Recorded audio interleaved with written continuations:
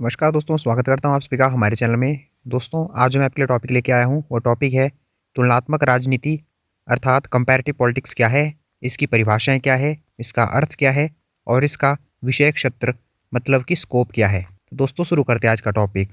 तुलनात्मक राजनीति का शाब्दिक अर्थ है विभिन्न राजनीतिक प्रणालियों, संस्थाओं, प्रक्रियाओं और व्यवहारों की आपस में तुलना करके उनका अध्ययन करना।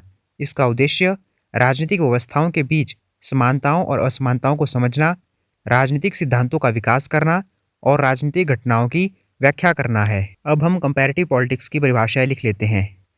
जीन ब्लॉन्डेल के अनुसार तुलनात्मक राजनीति विभिन्न राजनीतिक व्यवस्थाओं का अध्ययन है।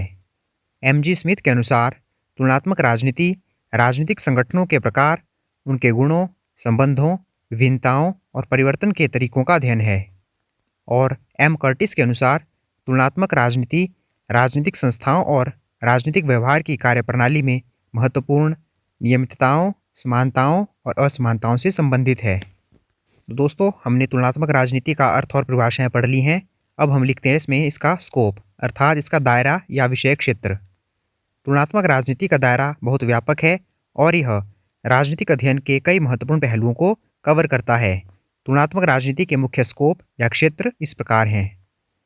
तो दोस्तों, सबसे पहला पॉइंट है इसमें राजनीतिक व्यवस्थाओं का तुलनात्मक अध्ययन, comparative study of political system. इसके अंतर्गत विभिन्न देशों की शासन प्रणालियों जैसे संसदीय, अध्यक्षीय और अर्ध अध्यक्षीय, उनकी संरचनाओं जैसे विधायिका, कार्यपालिका, न्यायपालिका और उनके कार्यों का तुलनात्मक विश्लेषण किया जाता है। यह समझने की कोशिश की जाती है कि विभिन्न प्रकार की राजनीतिक व्यवस्थाएं कैसे काम करती हैं और उनके क्या परिणाम होते हैं। अगला पॉइंट है राजनीतिक संस्थाओं का तुलनात्मक अध्ययन, comparative study of political institutions. यह क्षेत्र विभिन्न राजनीतिक संस्थाओं जैसे राजनीतिक दल, दबाव समूह, हित समूह, चुनाव आयोग आदि का विभिन्न देशों में तुलनात्मक अध्ययन करता है। यह समझने की कोशिश करता है कि ये संस्थाएं अलग अलग राजनीतिक संदर्भों में कैसे संगठित होती हैं, कैसे ये कार्य करती हैं और राजनीतिक प्रक्रियाओं को कैसे प्रभावित करती हैं। अगला पॉइंट है चुनावी प्रणालियों और व्यवहार का तुलनात्मक अध्ययन, comparative study of electoral system and behaviour. इसके अंतर्गत विभिन्न देशों में अपनाई जाने वाली चुनावी प्रणालियों जैसे बहुमत प्रणाली, अनुपातिक प्रतिनिधित्व प्रणाली और मतदाताओं के व्यवहार जैसे मतदान पैटर्न, राजनीतिक भागीदारी का तुलनात्मक अध्ययन किया जाता है।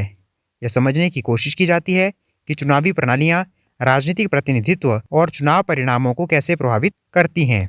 अगला पॉइंट है राजनीतिक संस्कृति और विचारधारा का तुलनात्मक अध्ययन, comparative study of political culture and ideology. यह क्षेत्र विभिन्न समाजों में पाई जाने वाली राजनीतिक मूल्यों, विश्वासों, दृष्टिकोणों और विचारधाराओं का तुलनात्मक अध्ययन करता है। यह समझने की कोशिश की जाती है कि राजनीतिक संस्कृति और विचारधाराएं राजनीतिक प्रक्रियाओं और स्थिरता को कैसे प्रभावित करती है।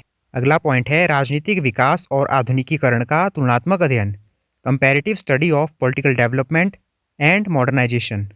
इसके अंतर्गत विभिन्न देशों में राजनीतिक विकास की प्रक्रियाओं, लोकतंत्र के उदय और स्थिरीकरण और आधुनिकीकरण के राजनीतिक पहलुओं का तुलनात्मक अध्ययन किया जाता है।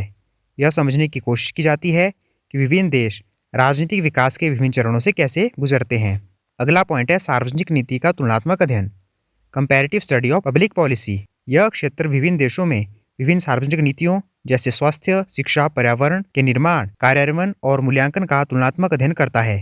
यह समझने की कोशिश की जाती है कि विभिन्न राजनीतिक और सामाजिक संदर्भों में नीतियाँ कैसे भिन्न होती हैं और उनके क्या परिणाम होते हैं। अगला पॉइंट है क्षेत्रीय अध्ययन अर्थात एरिया स्टडीज। तुलनात्मक राजनीति में विभिन्न भौगोलिक क्षेत्रों जैसे लैटिन अमेरिका, मध्य पूर्व, दक्षिण एशिया का गहन अध्ययन किया जाता है।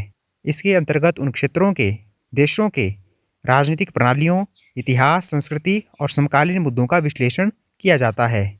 अगला पॉइंट है अंतर्राष्ट्रीय संबंधों और तुलनात्मक राजनीति का अंतर संबंध, inter relation of international relations and comparative politics. यह क्षेत्र इस बात का अध्ययन करता है कि घरेलू राजनीतिक कारक देशों की विदेश नीतियों को कैसे प्रभावित करते हैं और अंतर्राष्ट्रीय घटनाएं घरेलू राजनीति को कैसे आकार देती हैं। अगला पॉइंट है शासन और लोकतंत्र का तुलनात्मक अध्ययन, comparative study of governance and democracy. इसके अंतर्गत विभिन्न प्रकार के शासन जैसे लोकतांत्रिक, अधिनायकवादी और लोकतंत्र के विभिन्न मॉडलों का तुलनात्मक अध्ययन किया जाता है। यह समझने की कोशिश की जाती है कि लोकतांत्रिक शासन कैसे स्थापित और बनाए रखा जाता है और सुशासन के क्या तत्व हैं।